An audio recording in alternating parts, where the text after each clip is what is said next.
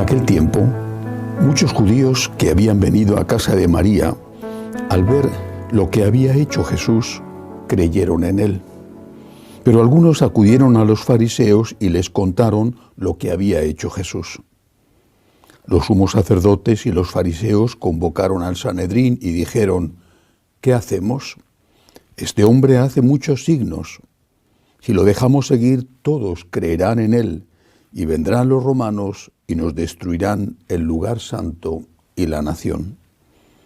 Uno de ellos, Caifás, que era sumo sacerdote aquel año, les dijo: vosotros no entendéis ni palabra. ¿No comprendéis que os conviene que uno muera por el pueblo y que no perezca la nación entera? Esto no lo dijo por propio impulso, sino que por ser sumo sacerdote aquel año habló proféticamente, anunciando que Jesús iba a morir por la nación, y no solo por la nación, sino también para reunir a los hijos de Dios dispersos. Y aquel día decidieron darle muerte. Por eso Jesús ya no andaba públicamente entre los judíos, sino que se retiró a la región vecina al desierto, a una ciudad llamada Efraín, y pasaba allí el tiempo con los discípulos. Se acercaba la Pascua de los judíos y muchos de aquella región subían a Jerusalén antes de la Pascua para purificarse. Buscaban a Jesús y estando en el templo se preguntaban: ¿qué os parece? ¿Vendrá por la fiesta? Los sumos sacerdotes y fariseos habían mandado que el que se enterase de dónde estaba les avisara para prenderlo. Palabra del Señor. Gloria a ti, Señor Jesús. Una de las cosas que, por desgracia, tenemos que escuchar con una cierta frecuencia es aquella según la cual no era necesaria la muerte de Cristo. No era necesaria para la redención, dicen, porque eso implica una imagen de un Dios justiciero, incluso vengativo. Un Dios que exige saldar cuentas, que en este caso exige la muerte de un inocente, aunque haya sido voluntariamente asumida esa muerte, para zanjar la vieja cuenta del pecado original, más todas las cuentas personales de todos los hombres a lo largo de la historia. Dicen que esa es una imagen de un Dios justiciero, de un Dios falso. Entonces, ¿por qué muere Jesucristo? ¿Y por qué aquellos que eran testigos, en este caso el anciano San Juan, cuando escribe este evangelio, por qué eran conscientes todos de que esa muerte, por supuesto eran conscientes los testigos después de la resurrección, pero es evidente que también Jesucristo, y lo dice muchas veces, de que esa muerte era necesaria, de que si no se hubiera producido la sangre derramada de nuestro Señor, si no se hubiera producido su muerte, no se habría producido la reconciliación. Entonces, ¿por qué murió Jesús? ¿Un capricho?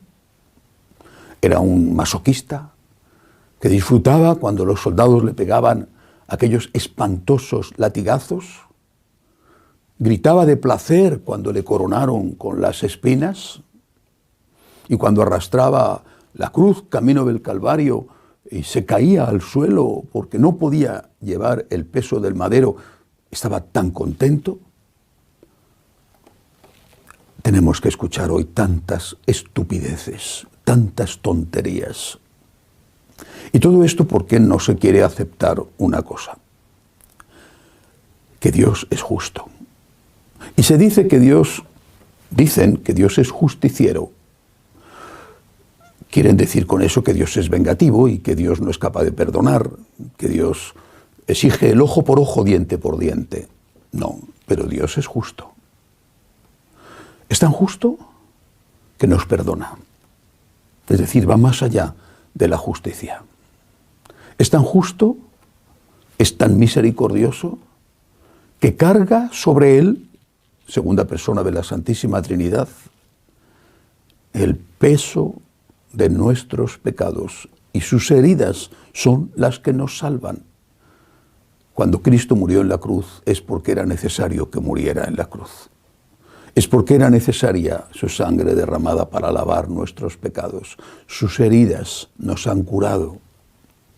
Su muerte es redentora. Y por eso, en lugar de estar perdiendo el tiempo, incluso insultando a Dios y diciendo que si sufrió fue por capricho, porque tenía ganas, porque no hacía falta, lo que debemos hacer es darle gracias a Dios, darle gracias.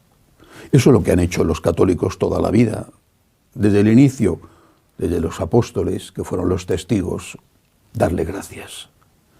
Darle gracias porque efectivamente Él ha sido el Cordero inocente llevado al matadero. Él ha sido aquel que murió no por los justos, como recuerda San Pablo, que quizá alguno estaría dispuesto a morir por un justo, sino por nosotros pecadores. Y si nos amó así, antes de que su sangre nos hubiera salvado, ¿cuánto más nos amará ahora que ya estamos salvados si colaboramos con esa salvación precisamente por el derramamiento de su sangre? Ante lo que vamos a celebrar, no perdamos el tiempo con tonterías. Simplemente caigamos de rodillas para dar gracias. Gracias, Señor. Gracias, Señor. Gracias, Señor. Has dado la vida por mí. Y después, simplemente, como somos bien nacidos, pues digamos en agradecimiento: Señor, ¿puedo hacer yo algo por ti? Permíteme que haga algo por ti. Permíteme que responda, aunque sea en una manera que no se puede comparar, porque tú eres Dios y yo soy un ser humano. Permíteme que responda a tu inmenso amor con todo el amor que yo pueda darte. Que así sea.